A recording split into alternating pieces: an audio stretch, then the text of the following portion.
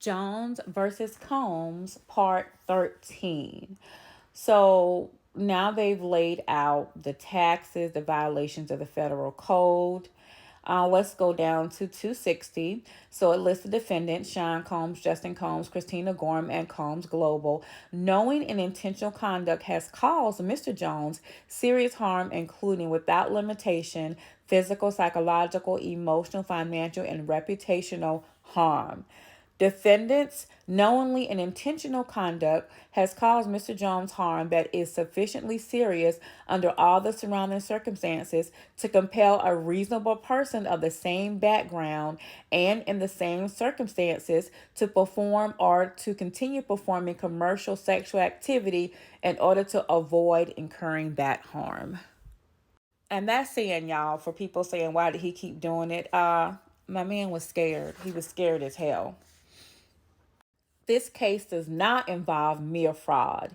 Instead, defendants' criminal conduct is perpetrating TVPA violations was outrageous and intentional because it was in deliberate furtherance of a widespread and dangerous criminal sex trafficking organization. Defendants' criminal conduct also evinced a high degree of moral turpitude and demonstrated such wanton dishonesty as to imply a criminal indifference to civil obligations. Defendants' criminal conduct was directed specifically at Mr. Jones, who was the victim of Mr. Combs, aka Diddy's, sexual abuse and sex trafficking harassment. Defendants' outrageous and intentional conduct in this case is part of a pattern and practice of defendants profiting by undertaking illegal, high risk, high reward actions. By virtue of these knowing and intentional violations, defendants is liable to Mr. Jones for the damages they sustained and reasonable attorney fees. By virtue of these intentional and outrageous violations, defendants is liable to Mr. Jones. So they're saying, hey, you're going to pay us and pay my attorney fees. 8. Cause of action. California premise liability, inadequate or negligent security against defendants, Love Records, Universal Music Group, Motown Records, Chalice Recording Studios, and Sean Combs. All times herein mentioned, and it's mentioning the list of defendants, acting in the course and scope of their agency, employment, and representation of each other, and with the knowledge, consent, direction, approval, and ratification of each other's act, omissions, and conduct on or about September the 12th, 2022, at the Chalice Recording Studios, and it gives the address of the studios, did so negligently, carelessly, and without due care, regard, and concern for the rights, safety, and health of the plaintiff, and in regard to such premises, did so control, own, supervise, manage, lease, and have responsibility for the safety of plaintiff and adequate security personnel, and security devices of the Chalice Recording Studios.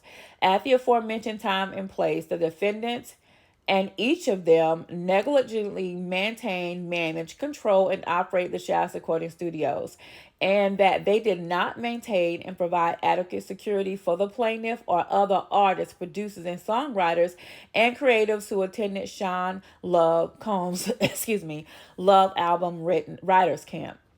Defendants knew, or in the exercise of reasonably care should have known, security was required and necessary, and the lack of such security could constitute a dangerous condition and a reasonable risk of harm, of which plaintiff was at all times herein mentioned unaware. The defendants had security check the songwriters, producers, and artists, but neglected to search Justin Combs and Sean Combs for the possession of firearms when they entered CRS.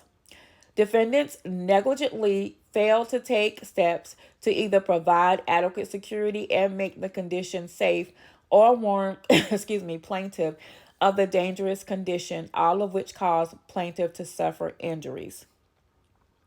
As a proximate result of the negligence of defendants and each of them, plaintiff was hurt and injured in his health, strength, and activity, sustaining injuries to their nervous system and person, all of which injuries have caused and continue to cause plaintiff great mental, physical, and nervous pain and suffering. As a result of such injuries, plaintiffs have suffered general damages in the amount according to proof. As a further proximate result of the negligence of the defendants, plaintiff has incurred and will continue to incur medical and related expenses in an amount according to proof.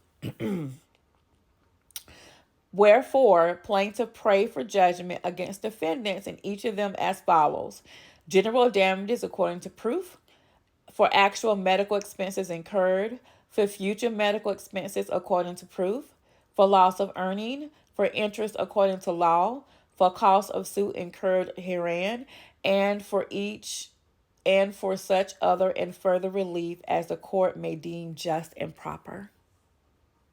Ninth cause of action: aiding, abetting, and inducing a sex trafficking venture in violation of the Trafficking Victims Protection Act against defendants Lucian Charles Grange, Ethiopia, Motown Records, Love Records, and Universal Music Group. Wow. So he doesn't have Diddy listed on this one. The defendants aided, abetted, and induced Sean Combs' sex trafficking venture that was in and affecting interstate and foreign commerce together and with others in violation of that said code. The crimes that defendants aided and abetted are Mr. Combs perpetrating of coercive sex trafficking in violation, Mr. Combs' co-conspirators knowingly benefiting from coercive sex trafficking in violation. These crimes were in and affected interstate and foreign commerce. Mr. Combs' co-conspirators benefited financially and received things of value from their participation in the Combs sex trafficking venture, including payments and other compensation from Mr. Combs. The co-conspirators who benefited financially include defendants Justin Combs, Christina Coram, and her direct reports, Brendan Paul, Frankie Santana, and Moy Bond.